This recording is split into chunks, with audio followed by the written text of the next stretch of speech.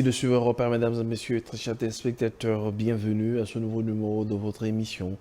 Aujourd'hui, nous allons devoir consacrer cette émission de manière particulière sur le droit. Nous allons aborder des questions majeures qui fait couler beaucoup d'encre, beaucoup de salive. Je reçois pour vous sur ce plateau Maître Nicolas Kizito, avocat après la cour d'appel de Matete. Avec lui, nous allons vraiment parler de droit en long et en large. À qui je dis bonjour et bienvenue, maître. Bonjour, merci mon cher frère journaliste.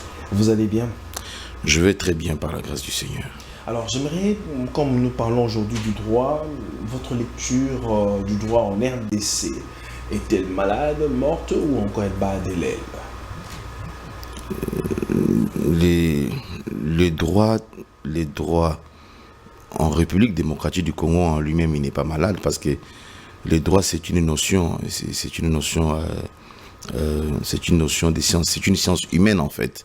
Le droit en tant que science est une science humaine. Cette science n'est pas malade dans la mesure où le droit il est nourri de beaucoup d'éléments, il est nourri de beaucoup de sources qui alimentent son existence, son essence. Donc de sorte que je ne peux pas à proprement parler dire que le droit dans notre pays serait malade parce que le droit lui-même en tant que science dans notre pays est émaillé de plusieurs sources. Nous avons une constitution qui réglemente les institutions de notre pays. Nous avons les lois organiques qui sont assez abondantes. Nous avons plusieurs décisions de justice qui constituent la jurisprudence de notre pays, la justice de notre pays.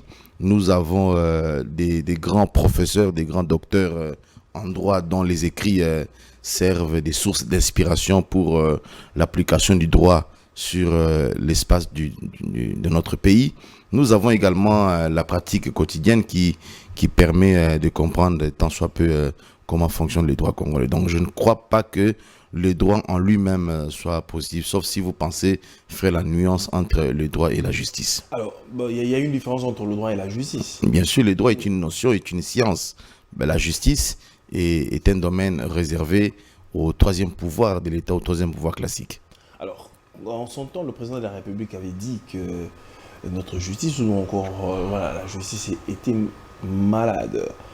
Et il y a eu avancée ou bien nous sommes en train de stagner? Donc, vous comprenez donc que le chef de l'État a plutôt parlé de la justice qui était malade et non du droit qui serait malade. Donc, le président de la République avait probablement toutes les raisons de dire ce qu'il avait dit là. Je crois que en raison du fait qu'en tant que garant de la nation, en tant que magistrat suprême, il est censé dire des choses qui puissent contribuer à inciter les acteurs de la justice à bien faire leur travail. Donc, je crois que ce sont des déclarations motivatrices, à caractère motivateur, n'est-ce pas, pour inciter les acteurs de l'appareil judiciaire à abonir leur façon de faire les choses, donc à améliorer leur façon de faire les choses. C'est un peu comme un père de la famille qui se trouve face à ces enfants qui obtiennent de temps en temps 55%, 65%. On ne peut pas dire qu'un enfant qui a décroché 65% à l'école, qu'il serait un enfant à cerveau malade. Mais je crois que si le père des familles dit à cet enfant que je ne suis pas satisfait de tes points, de ton pourcentage à l'école, il faut faire mieux que ça. Je crois que c'est dans le but de l'inciter à aller beaucoup plus loin que le fait d'avoir 65%.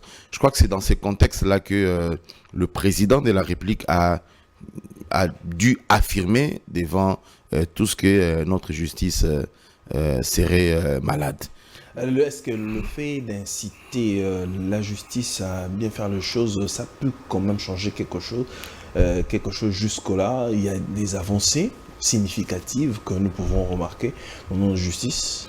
Oui, je crois qu'il y a des avancées assez particulièrement significatives dans la mesure où, vous savez, il y a une époque très reculée de l'histoire de notre pays, de la justice de notre pays. Les justiciables souffraient généralement du temps que prenait les juges pour rendre des décisions de justice après la prise en délibéré des affaires devant les cours et tribunaux. Vous voyez, il y a des affaires qui pouvaient prendre 6 mois avant qu'une décision de justice ne soit rendue.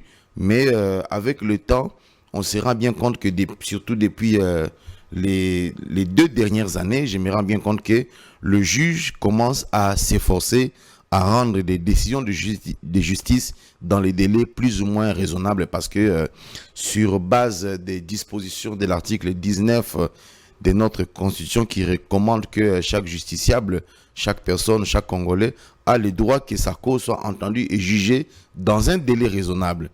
Et à une époque reculée de l'histoire, comme je venais de le dire, les délais raisonnables n'étaient plus au rendez-vous dans la manière dont la justice était rendue dans notre pays, de sorte qu'on pouvait assister à une léthargie judiciaire qui faisait que plusieurs justiciables devaient voir leurs décisions, devaient voir leurs affaires déboucher à une décision de justice après 6 mois, 7 mois, des fois même après 1 année ou 1 année et demie de prise en délibéré.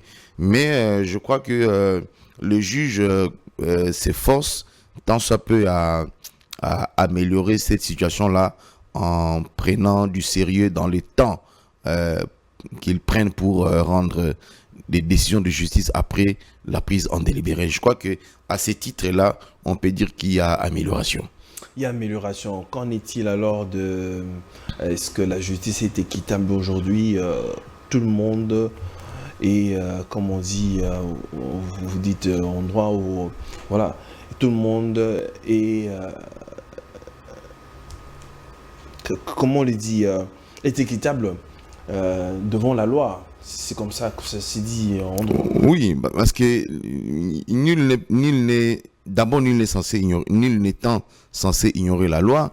Il faut reconnaître que la loi est formelle, la Constitution est formelle. On sait que toutes les personnes ici dans notre pays doivent se trouver sur le même pied, sur les pieds d'égalité, de sorte que personne n'étant au-dessus de la loi, toute personne qui contrevient à ce que dit la loi, commet une infraction, fera naturellement face à la justice. Je crois que notre pays a fait une démonstration de cette réalité-là en déférer des notoriétés politiques, des notoriétés scientifiques devant les cours et tribunaux. Je crois que ce sont des exemples assez patents qui prouvent, qui établissent que réellement les juges font leur travail dans le respect strict de l'égalité de chaque Congolais devant la loi et devant la justice.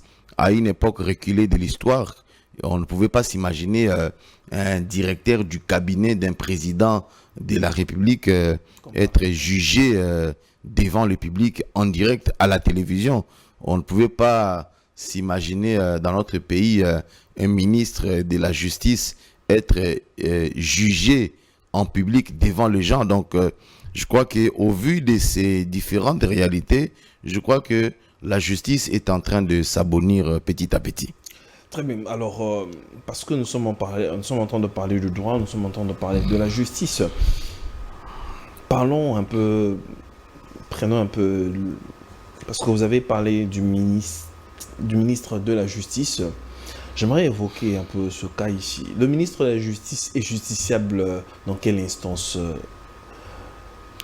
Mais il y a eu un procès public médiatisé, donc ce n'est pas aujourd'hui le 13 septembre 2025, après tout un procès médiatisé, relayé à travers toutes les médias, les masses médias, que je dois venir vous dire devant quelle juridiction il était censé être traduit. Mais parce qu'il a déjà été jugé. Vous ne pensez quand même pas que ceux qui l'ont jugé ont été personnellement incompétents de les juger? Mais maître, vous êtes un homme de loi, vous connaissez bien le droit. Alors, selon le droit... Non, mais le procès qui venait de se dérouler parle de lui-même. Le procès qui venait de se dérouler et qui a été médiatisé par vous tous parle de lui-même. Le ministre de la Justice honoraire a été juger devant la Cour de cassation. Je ne crois pas qu'une cour comme la Cour de cassation pouvait se permettre d'organiser un procès tout en se sachant personnellement incompétent. Donc je crois que l'effet parle de lui-même. La Cour de cassation a été incompétente de juger l'ancien ministre. Je ne dis pas ça. Je dis que à partir du moment où nous avons constaté que la Cour de cassation, la plus haute cour de notre pays, a organisé un procès contre le ministre de la Justice qui a été poursuivi pour des faits infractionnels commis dans l'exercice de sa fonction en tant que ministre de la Justice, il va sans dire que c'est la Cour de cassation, ce sont les juges de la Cour de cassation qui sont son juge naturel. Selon la Constitution, dans son article 152, le ministre de la Justice, par rapport aux actes, il est jugé au Conseil d'État. Non, je crois qu'il faut relire cette constitution. Moi, je ne suis pas venu ici pour faire la leçon à ce qui s'est passé devant la Cour de cassation. Mais je crois que la constitution prévoit que le ministre de la Justice est justiciable devant la Cour de cassation. Il faut relire assez profondément la constitution et vérifier dans quel contexte le ministre de la Justice serait justiciable devant le Conseil d'État. Le Conseil d'État est une juridiction administrative, pas une juridiction susceptible de juger quelqu'un en matière infractionnelle. Mais le ministre de la Justice avait commis des forfaits administratifs. Non, le ministre de la Justice n'a pas été poursuivi pour des faits administratifs. Le ministre de la Justice a été poursuivi pour détournement de fonds. Non, il a été poursuivi pour tentative de détournement des fonds publics. Mais les erreurs qui ont été commises par le ministre de la Justice étaient les erreurs administratives qui ont fait l'objet de l'analyse de cette infraction-là ont fait partie de ce que la Cour de cassation a jugé comme faisant partie des éléments constitutifs, comme faisant partie des éléments à partir desquels on peut déduire, n'est-ce pas, un des éléments constitutifs de l'infraction des détournements ou de l'intention de détourner, des tentatives de détournement des fonds publics. Donc, le ministre de la Justice n'a pas été poursuivi pour des faits administratifs. Il a été poursuivi pour des faits infractionnels, n'est-ce pas, tels que réprimés par les textes légaux. Et l'analyse des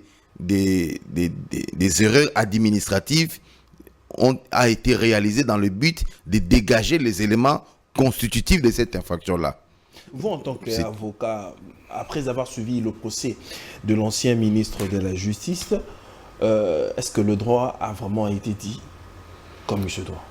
Bon, je crois que la Cour de cassation fait partie la Cour de cassation fait partie du troisième pouvoir judiciaire. Donc, quand le pouvoir judiciaire a posé ses actes, ce sont des actes qu'il faut impérativement respecter, des actes face auxquels il faut naturellement s'incliner. Je crois que il ne me revient pas à moi, avocat, partenaire de la justice, de prétendre que la Cour n'aurait pas rendu sa décision.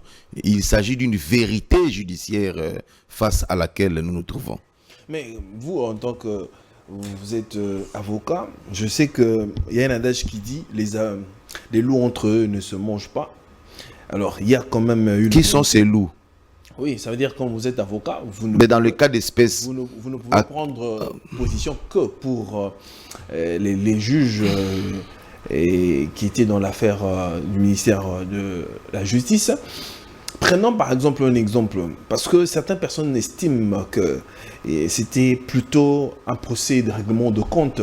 L'ancien ministre des Finances, il est passé sur les antennes de télé pour dire que par rapport au détournement, et on détourne, il a dit si haut et fort que nous détournons, voilà, le système, comment ça se passe. Mais il n'a pas été inquiété. Mais celui qui n'a pas détourné, même pas un franc de la République, on dit bien que, voilà, on a des soupçons. Et il n'y a pas eu de preuves tangibles comme ça que la personne a détourné l'argent et bel et bien là. Comment est-ce qu'on peut arrêter celui-là qui a détourné, qui est avéré, mais que celui qui n'a pas détourné, on doit l'arrêter? Bon, la responsabilité incombe essentiellement au ministère public de faire son travail. Le pouvoir judiciaire qui n'est dévolu qu'au juge ne se saisit pas, n'est-ce pas, de ceux qui sont soupçonnés ou de ceux qui sont suspectés d'avoir commis une éventuelle infraction. Le juge, dans l'exercice de sa profession, il se saisit des affaires qui lui sont déférées par le ministère public. Donc, c'est au procureur général qu'il faut poser la question de savoir pourquoi il s'intéresse à tel justiciable et non à tel autre justiciable. C'est en fait ça la réalité judiciaire. Donc, il faut peut-être poser la question de savoir au procureur général pourquoi il a fait ce que vous avez l'intention d'appeler deux poids, deux mesures en poursuivant l'un et en ne poursuivant pas l'autre justiciable. Mais le juge, lui, il fait son travail parce qu'il n'y a que le juge qui est détenteur du pouvoir judiciaire. Donc, le juge a fait le travail qu'il était censé faire. Lorsque le juge reçoit une requête aux fins de fixation des dates d'audience, une requête dans laquelle les faits infractionnels contre une personne sont énumérés, le juge instruit l'affaire à son niveau. Et dès que le juge de cette instruction se fait la conviction que les faits pour lesquels le ministère public poursuit un tel justiciable, ces faits-là sont établis, n'est-ce pas? Il va de soi que le juge prononce une condamnation en se fondant naturellement sur son intime conviction. La condamnation qu'a subie l'ancien ministre de la Justice est-elle correcte? Comme par exemple l'exécution sur la peine des travaux forcés, ainsi de suite. Êtes-vous d'accord à cette condamnation et la privation de vote, d'exercer les fonctions pendant cette longue période est-elle... Bon, je venais de vous dire que nous sommes face à une vérité judiciaire. C'est-à-dire que c'est la vérité que le juge considère que nous pouvons prendre en considération. Il s'agit d'une vérité, il ne s'agit pas d'une vérité biblique ou d'une vérité religieuse ou d'une vérité des cœurs de la population ou des uns et des autres. Chacun peut avoir son point de vue sur tel fait ou tel autre fait. Mais le juge, quand il rend sa décision, n'est-ce pas, le juge nous place devant une vérité judiciaire face à laquelle on ne sait pas, contre laquelle on ne peut pas se dresser. Donc on se contente de cette vérité judiciaire coulée dans une décision de justice. Donc je crois que, à mon humble avis, les juges ont fait ce qu'ils pensent être juste selon leur intime conviction. Y a-t-il une différence qui existera entre l'exécution de la peine de travaux forcés et la peine de servitude pénale? Oui, bien sûr, c'est deux peines différentes. Il y a plusieurs peines, je crois qu'il y en a 4 prévues par notre code pénal congolais, livre premier. Donc la loi de janvier 1940, le décret du mois de janvier 1940, le pourtant code pénal. Et parmi les différentes peines, la peine de mort, la peine de servitude pénale, la peine des travaux forcés, les amendes, ainsi de suite. Donc la peine des travaux forcés et la peine de servitude pénale sont des peines totalement différentes qui ne sont pas censées être exécutées de la même manière et qui ne doivent d'ailleurs pas être exécutées de la même manière. La peine des travaux forcés, comme le mot le dit, c'est une peine des travaux qu'on vous impose à réaliser. La peine des travaux forcés est une peine des travaux qu'on vous impose à réaliser pour l'intérêt public. Tandis que la peine de servitude pénale est une peine qui se traduit en la privation des libertés. Ce qui n'est pas le cas avec la peine des travaux forcés. Les travaux forcés, ce sont des travaux qu'on vous impose à réaliser pour l'intérêt public. On peut vous demander de commencer à balayer les boulevards du 30 juin chaque mardi, chaque jeudi et chaque samedi, chaque jour pair. On peut vous demander de commencer à nettoyer les installations du palais de justice chaque samedi soir. On peut vous demander, évidemment, donc jusque-là, il n'y a pas une loi qui a organisé les modalités de l'exécution de cette peine. Mais c'est comme ça qu'il faut comprendre la notion de la peine des travaux forcés. Ce sont des travaux qu'on vous impose de faire pour l'intérêt général. On peut vous imposer de faire les champs pour l'intérêt général. Cette peine-là est déjà applicable. La peine est difficilement applicable au stade actuel de notre législation parce que jusque-là, il n'y a pas un texte qui a été promulgué, élaboré et promulgué en rapport avec les modes d'exécution de cette peine-là. Alors pourquoi ça souffre que les textes soient mis en place? C'est le travail du pouvoir exécutif et législatif notamment. Il faut que le président de la République et le Parlement travaillent là-dessus afin de combler ces vides juridiques. Très bien. Alors, maître, nous allons passer par ce que nous sommes toujours en train de parler du droit. Aujourd'hui, nous sommes, sans pour autant l'oublier, il y a le confrère, aussi un acteur politique majeur. Il a été emprisonné. Voilà. Oui. Alors, est-ce, en la personne de Jacques Ndala, est-ce un règlement de compte, voilà, sa personne, ou bien c'est seulement le droit? Parce que en son temps, Jacques Ndala avait tout simplement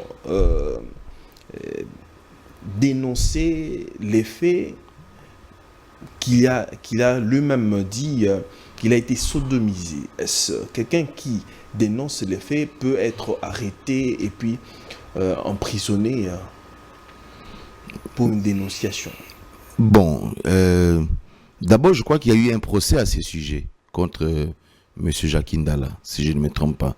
Selon les éléments d'information à ma possession, il y a eu un procès qui doit avoir probablement abouti à un jugement. C'est un dossier auquel je ne me suis pas intéressé. Un procès qui est allé comme à la va-vite. Oui, mais c'est la diligence qui doit caractériser un procès pénal. Le procès pénal est caractérisé par la rapidité, avec la célérité avec laquelle il doit être organisé. Le procès pénal ne doit pas prendre beaucoup de temps parce que le justiciable doit connaître son sort le plus rapidement possible. S'il est censé être condamné, il doit le savoir le plus rapidement possible. S'il est censé être acquitté, il doit également être mis au courant le plus rapidement possible. Tout cela, c'est sur fond de ce que je venais d'évoquer par rapport à l'article 19 de notre Constitution. La Bible dit que chaque personne a le droit que sa cause soit entendue et jugée dans un délai raisonnable. Et particulièrement pour les procès pénals, il va de soi que, puisque c'est un procès qui menace les libertés individuelles, ce sont des procès qui doivent aller aussi rapidement que possible. De sorte qu'en matière pénale, on peut plaider l'affaire le jour même où le juge est saisi sur exploit régulier dans le tribunal. Donc, M. Jacques Ndala a été certainement condamné selon les informations à ma possession. Et si cela est avéré, c'est-à-dire qu'il a été condamné, donc il y a eu certainement une instruction. Et s'il y a eu instruction, donc il y a eu un débat contradictoire devant le juge. Et à l'issue de ces débats contradictoires, les juges se sont fait la conviction que les faits pour lesquels M. Jacques Ndala était poursuivi sont des faits avérés selon leur intime conviction. Et là encore, nous sommes face à une vérité judiciaire face à laquelle on ne sait pas se dresser par des moyens autres que ceux prévus par la procédure pénale. Pourquoi est-ce que les juges ne lui ont pas soumis à un test ou à un examen pour prouver ces allégations que qui étaient vraies. Non, non, non, non. Quel genre de tests on devait soumettre? À quel genre de tests on devait... Il dit qu'il a été sodomisé. C'est lui, Jacques Ndala, qui devait prouver. Parce que Jacques Ndala n'est pas poursuivi de sodomie. Jacques Ndala est poursuivi pour infraction de faux bruit. C'est de ça qu'il était poursuivi.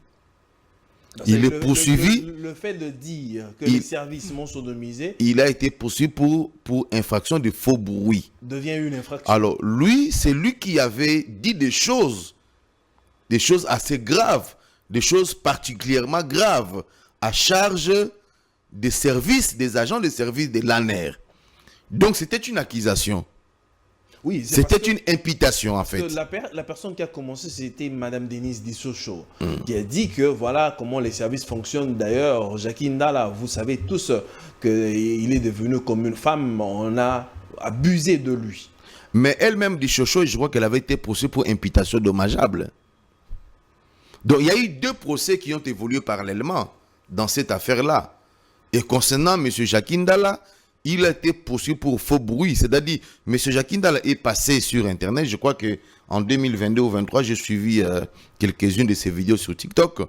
Donc, il a été poursuivi pour des imputations particulièrement graves. On sait qu'il aurait été sodomisé par les agents de l'ANER. Alors, pour tenir ce genre de propos devant le média, il faut avoir des preuves. Parce que si vous n'avez pas de preuves, des dénonciations que vous êtes en train de formuler contre des personnes, ces dénonciations-là, ces accusations-là, sont des imputations dommageables et réprimées par le code pénal. Parce que le code pénal, le législateur s'est organisé pour que dans le code pénal, chaque individu arrive à discipliner sa langue. Parce que la langue est un petit membre d'après la Bible, mais qui peut vous servir à brûler tout un pays. Et donc, Jacques Ndala a été poursuivi pour faux bruit. C'était à lui de prouver, de démontrer qu'il a été sodomisé. Et il ne suffit pas de prouver que vous avez été sodomisé. Il faut prouver que vous l'avez été par les personnes que vous avez évoquées. Vous comprenez? Donc, il devait, avant de tenir des propos devant les médias, il devait commencer d'abord par se rassurer qu'il en a des preuves. C'est-à-dire que celui qui devait s'organiser à réunir les éléments de preuve par des moyens médicaux, des preuves indicielles qui établiraient qu'il a été effectivement sodomisé, parce que les preuves les plus crédibles en matière de viol, ce ne sont pas des déclarations. Les preuves les plus convaincantes en matière de viol, ce sont des preuves indicielles. C'est-à-dire que lui, M. Jacques Ndala, devait, normalement, avant de passer dans les médias, devait s'organiser à réunir les éléments de preuve qui établissent qu'il a été violé. Et après avoir réuni les éléments de preuve qu'il a été violé, puisqu'il pointait du doigt les agents de l'ANER, M. Jacques Ndala devait réunir les éléments de preuve que ces viols-là sont... Ces différents viols, parce qu'il dit qu'il a été violé plusieurs fois, ces différents viols sont imputables aux agents de l'ANER. Parce que vous pouvez avoir été violé, mais il va rester la question de l'imputabilité. Est-ce qu'il a été violé? C'est vrai, on le lui concède, mais est-ce qu'il a été violé par les personnes qu'il est en train de pointer du doigt? Donc, ce sont ces genres de questions-là qu'il fallait qu'il s'organise à pouvoir répondre devant la justice. Et quand il ne sait pas répondre à ces questions devant la justice, ces différentes déclarations devant les médias deviennent constitutives de faux bruits, à la limite d'imputation dommageable. C'est-à-dire qu'il suffit que dans son discours, que des personnes ciblées aient été nommément indiquées par M. Jacques Ndala, on serait carrément face à une infraction d'imputation dommageable. Parce que pour une infraction d'imputation dommageable, il faut qu'il y ait une victime individu, une personne physique. Mais puisqu'il ne pointait pas des personnes particulièrement comme ça physiquement, il pointait une structure de sécurité présidentielle. Et donc, il était poursuivi pour avoir été coupable de l'infraction de faux bruit. Alors, la question de savoir, est-ce que M. Jakindala a été en mesure de démontrer qu'il avait raison. Il a pu prouver qu'il était violé. Et après avoir prouvé qu'il était violé, est-ce qu'il a pu prouver qu'il était violé par les personnes auxquelles il a fait allusion? S'il a été aujourd'hui, s'il est dans cet état, c'est parce qu'il a été incapable de prouver. S'il est dans quel état? Aujourd'hui, il a été condamné après le procès. Ça veut dire qu'il a été incapable de prouver. Oui, certainement, parce que le ministère public qui le poursuivait, lui, avait des preuves. Il avait des preuves de déclarations tenues par Jakindala. Donc le ministère public n'avait pas beaucoup de difficultés de prouver la culpabilité de Jakindala. Parce qu'il avait des vidéos dans le procès. Voici ce que tu as dit devant tes pages Facebook et tout ce qu'il y a comme réseaux sociaux qui existent. Donc le ministère public, en ce qui les concerne, n'avait pas de difficulté de prouver l'infraction de faux bruit de M. Jakindala. Mais est-ce que M. Jakindala avait les éléments pour renverser la tempête du ministère public?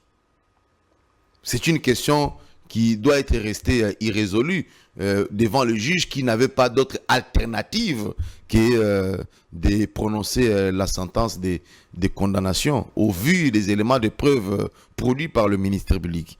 Dans le cas actuel où son état est en train de dégringoler, que dit la loi? Parce qu'il serait dans une situation beaucoup plus difficile, malade. Voilà. Bon, jusque-là, je n'ai pas des éléments médicaux à ce sujet. Qui demande à ce qu'il fasse vraiment se faire soigner d'urgence, on dirait on le lui refusait. Non, je crois qu'en tout humanisme, s'il s'avère qu'il est vraiment malade, il doit être pris en charge par les services de santé. Je crois que au centre pénitentiaire des Makala, je crois qu'il y a un hôpital, qui sert souvent à prendre en charge les prisonniers et les détenus. Donc je crois qu'il a le droit d'être pris en charge sur le plan de sa santé. Changeons de chapitre, et c'est par là que nous allons boucler cette émission.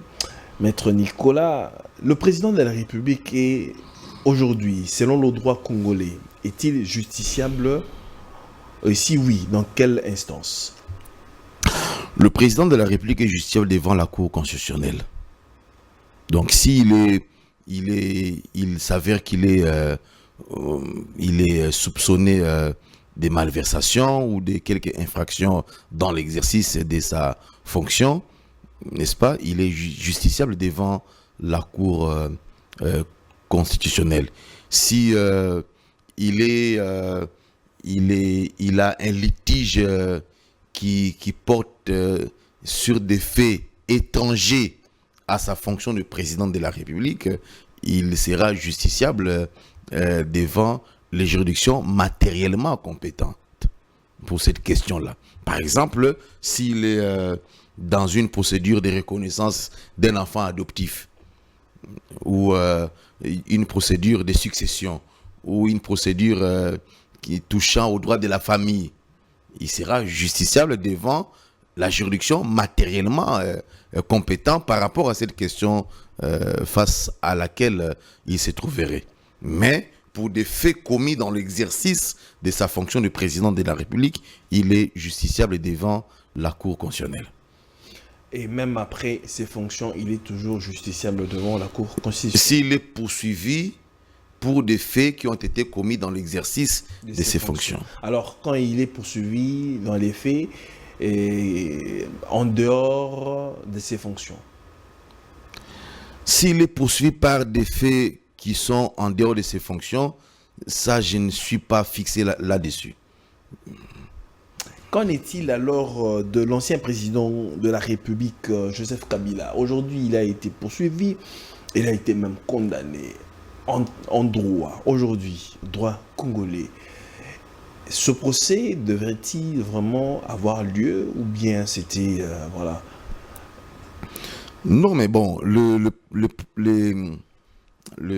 ministère public du parquet militaire de l'auditorat général supérieur, il a jugé bon d'engager des poursuites contre l'ancien président de la République pour des faits infractionnels qui lui sont reprochés. Donc la justice est en train de faire son travail, de sorte qu'à partir du moment où le procès est encore en cours, on doit attendre l'aboutissement de ce procès qui va déboucher certainement à une décision de justice. Dès que le juge se sera dessaisi par une décision de justice, on pourra émettre nos points de vue et des commentaires à ce sujet. Il n'est même pas permis de commenter un procès en cours. Mais maître, si dans le cas actuel, parce que vous avez dit jusque-là, on n'a vraiment pas d'instance capable de juger un ancien président de la République et sénateur à vie. Comment est-ce que nous sommes en train de forcer, moi je dirais carrément, nous sommes en train de forcer les choses d'une certaine façon. Non, je crois qu'il y a une loi de 2018, si je ne me trompe pas, une loi portant le statut des anciens chefs de l'État.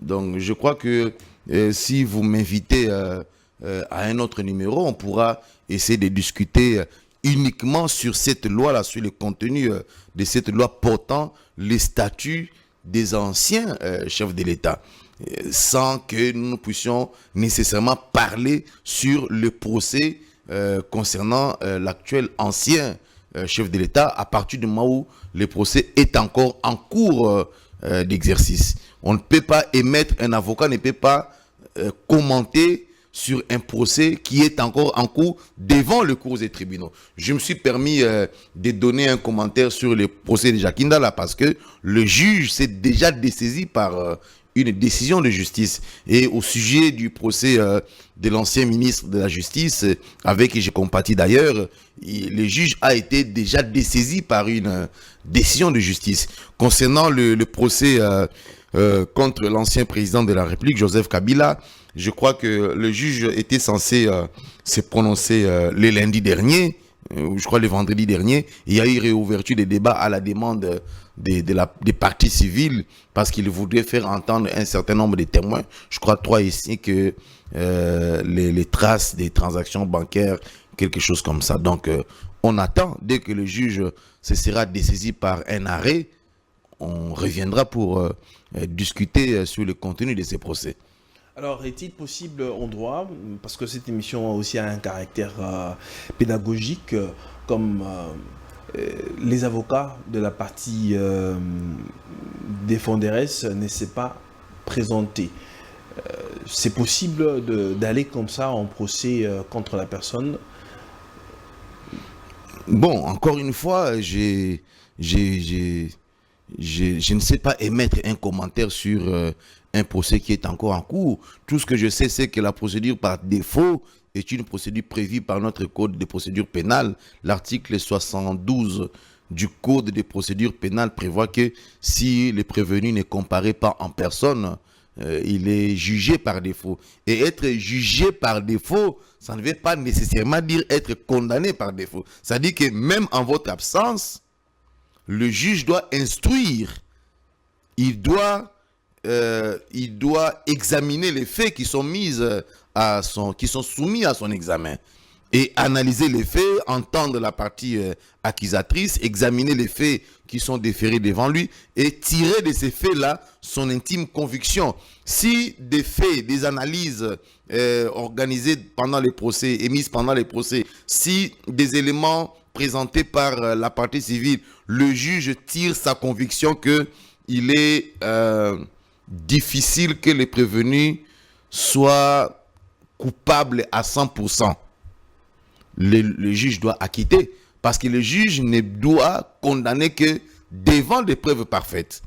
Si le juge n'est pas face à des preuves parfaites, il ne doit pas prononcer la condamnation parce que le juge, pour qu'il prononce la condamnation, il doit se rassurer qu'il est impossible que le prévenu soit innocent.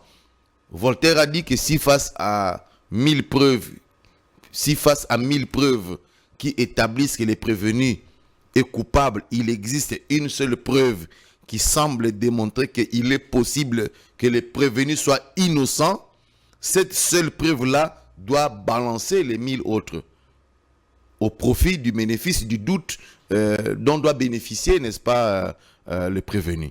Parce que les prévenus, pour qu'ils soient condamnés, il faut que le juge se rassure qu'il est impossible que les prévenus soient innocents. Quels sont les faits pour lesquels l'ancien président de la République est poursuivi?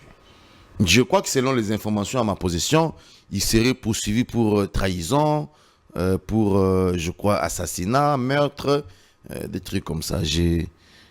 Donc pendant l'exercice de ses fonctions ou bien après l'exercice? En tout cas, jusque-là, je n'ai pas encore eu le temps de suivre l'analyse des faits infractionnels pour lesquels il est poursuivi. Les quelques séquences de vidéos que j'ai suivies, ça portait sur les débats autour de sa filiation avec l'ancien président de la République, Laurent Désiré Kabila. Mais les débats de fond, par rapport à sa nationalité aussi, les débats de fond pour les faits, concernant les faits pour lesquels il est poursuivi, je ne l'ai pas encore suivi, je n'ai pas eu le temps de le suivre. J'ai pu avoir quelques vidéos qui contenaient les débats sur sa nationalité ainsi que sur sa filiation avec celui dont on dit qu'il ne serait pas son père. Parce que vous êtes avocat, vous avez aussi tant d'informations qui ne sont pas à la portée de tous. Est-ce l'ancien président Joseph Kabila est-il congolais ou non? Bon, je crois que pour être président de la République, d'après notre constitution, parmi les conditions cruciales, il faut être de nationalité congolaise. Je crois que Kabila a été président dans notre pays depuis 2001 ou 2002. Et il y a eu les élections en 2006. Il a été voté président. Et il y a eu des élections en 2011. Il a été voté président. Je ne sais pas si on devrait dire que c'est un étranger qui a fait la passation des pouvoirs à un nationaliste. Donc, je suis très mal à l'aise à m'engager dans cette turbulence. Maître Nicolas, parce que vous dites que pour assumer les fonctions du président de la République, il faut avoir la nationalité congolaise. Mais comment est-ce que vos collègues, je prendrai l'exemple, non, je prendrai le maître Bondo. Maître Bondo qui a dit que Kabila n'était pas congolais, qu'il serait un sujet rwandais. Est-ce que le droit n'est peut-être pas en train de laisser la place, voilà.